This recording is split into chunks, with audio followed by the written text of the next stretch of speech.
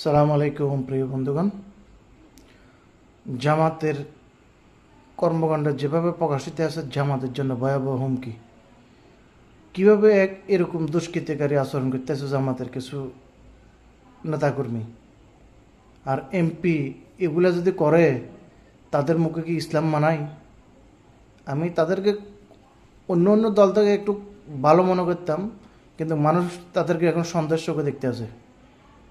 জামাতের আমির তিনি চীনের রাষ্ট্রদূত, ওই রাষ্ট্রদূত সেই রাষ্ট্রদূত আমেরিকার রাষ্ট্রদূত ইউরোপিয়ান ইউনিয়নের রাষ্ট্রদূতের সাথে হাত মিলাচ্ছেন, আলোচনা করছেন, লাভ নাই।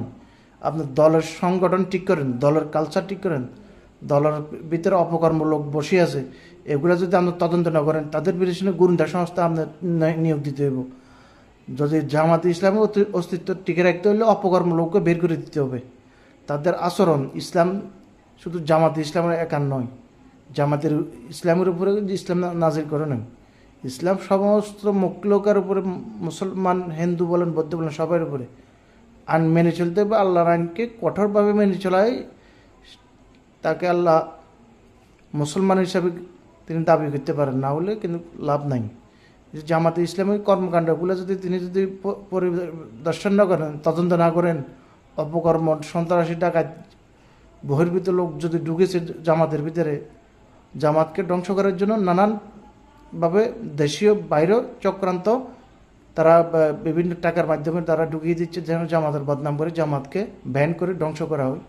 এখন যদি ডাক্তার শফিকুর রহমান সাহেব যদি এইভাবেই তিনি আক্ষরে তাকিয়ে থাকেন আলোচনা, আমাদের ইউরোপিয়ান ইউনিয়ন রক্ষা করবে না, বিভিন্ন চায়না রাষ্ট্র রক্ষা করবে না, লাভ নাই। নিজের জনগণের পায়ের মাটি শক্ত করতে হবে, জনগণের ভালোবাসা পেতে হবে, জনগণের সাপোর্ট লাগবে, না হলে আপনার লাভ কে রক্ষা করতে পারবে না।